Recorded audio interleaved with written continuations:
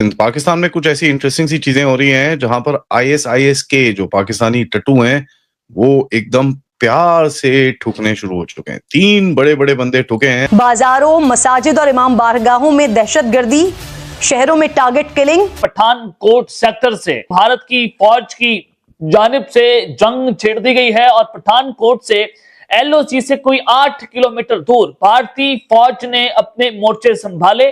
गुज़िश्ता चंद सालों में भारत ने चुन चुन कर पाकिस्तान के अंदर टारगेट किलिंग करवाई है।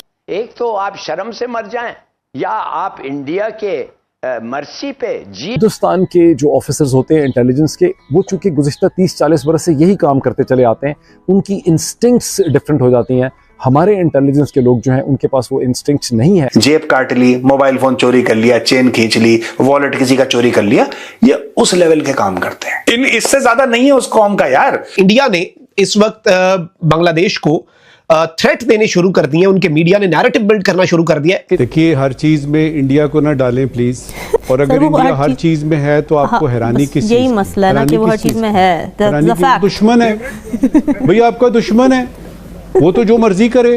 अपने पाकिस्तान के न्यूक्लियर एसेट्स तबाह कर दिए। तबाह करने का मतलब ये नहीं कि आपके फोड़ देना है उनको, आप उनको मेलवेयर के थ्रू इस प्रकार से मेल फंक्शन कर दीजिए कि वो चले ही ना।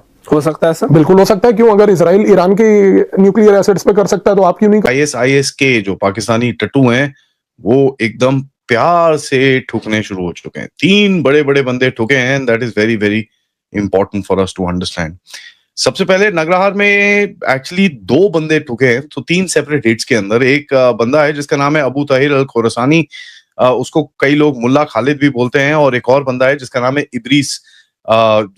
ये उसका तो निकनेम ही पता है मेरे को, but these guys were taken out. ये लोग मोटर बाइक इंटरसेप्टेड व्हीकल हुई कहां पर, शिरकोट जलालाबाद हाईवे के ऊपर इनको ठोका गया। नाउ ये बड़ी इंटरेस्टिंग से ये 2 कैरेक्टर हैं क्योंकि ये मिड टियर एक्सप्लोजिव्स और लॉजिस्टिक्स एक्सपर्ट्स हैं आईएसआईएस के। नाउ यहाँ पर आपको बड़ी क्लियरली बात समझ में आनी पड़ेगी, क्योंकि आईएसआईएस के का जिस तरह से दिल्ली ब्लास्ट में भी कनेक्शन निकल रहा है और गुजरात के केस के अंदर भी कनेक्शन निकल रहा है, ये काफी एक इम्पॉर्टेंट सेल है। अब इसको किसने निकाला ये तो मुझे पता नहीं, but at the end of it यहाँ पर एक चीज समझ में आनी चाहिए। 2 जो एंटिटीज हैं जिनको ये निकालने पे फायदा होता है, सबसे पहला है ऑफ कोर्स भारत एंड दूसरा है अफगानिस्तान, बिकॉज ये जो आईएसआईएस के है ये पाकिस्तानी आर्मी के आईएसआई के टट्टू हैं, एंड इनका जो मेन लीडर है सनाउल्लाह गफूरी, ये पाकिस्तान में पेशावर में रहता है अपने बीवी बच्चों के साथ। As a matter of fact ये कई बारी पाकिस्तानी आर्मी के गेस्ट हाउस तक में पाया गया है। यहाँ से ये नगरहार प्रोविंस के अंदर जाके काफी अपने ऑपरेशंस और ये सब चीजें जो करना होता है उसको करता है।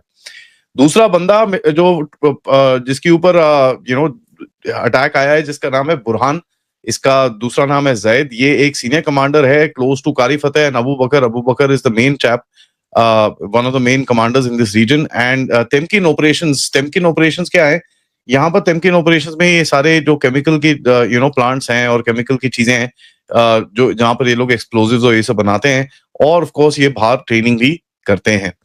ऑपरेशनल बेस इनका नॉर्मली पंजाब बलूचिस्तान बोला जाता है, बट ये ट्रांजिट हब्स में ज्यादा एक्टिव रहते हैं क्योंकि he was responsible for the trade and communication of these explosives.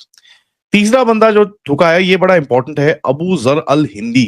Considering कि जो एक जूनियर लेवल की लीडरशिप इन तंजीमों की, मिडिल लेवल की लीडरशिप इन तंजीमों की क्योंकि ऑलमोस्ट निपट गई है, अब केवल सिर्फ सीनियर लीडरशिप ही बची है। तो यहाँ पर डीकैपेसिटेशन जो इन लोगों का और संगठनों का हो रहा है वो इस प्रकार से चल रहा है कि आने वाले समय में ये वाइप आउट होंगी। पर यहाँ पर एक चीज हमें ये समझनी है, आप लश्कर तैयबा के संगठन में सबको मार दीजिए, आप हाफिज सईद को भी मार दीजिए, क्या लश्कर तैयबा दोबारा रीओरिएंट करके रीइन्वेंट करके नहीं आएगी? बिल्कुल आएगा। ओसामा बिन लादेन को मारने के बाद क्या अलकायदा खत्म हो गया था? नहीं हुआ ना। आपको ये चीज समझनी है कि आप आदमी मार सकते हैं, एक विचार को नहीं मार सकते। बिल्कुल।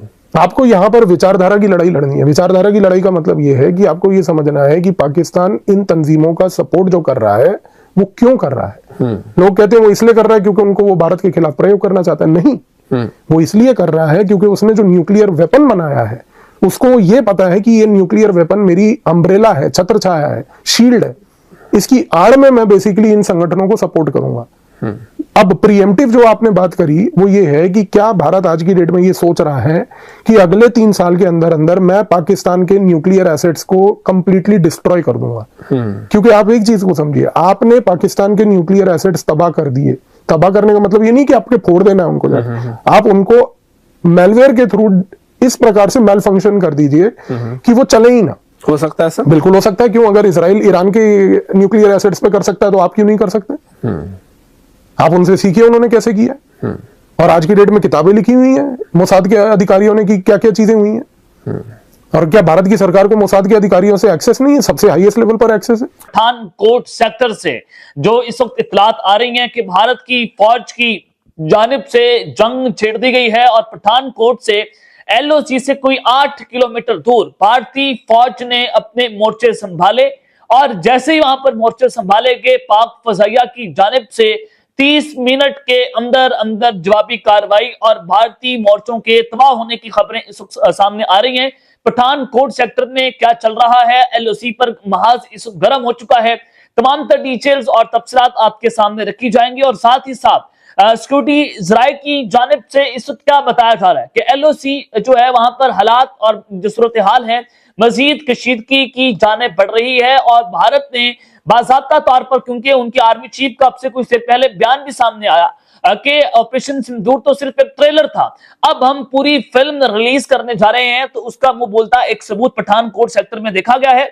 और फिर पाक फौज के ऊपर आज ड्रोन स्ट्राइक की गई है भारतीय मोहरों की जानिब से।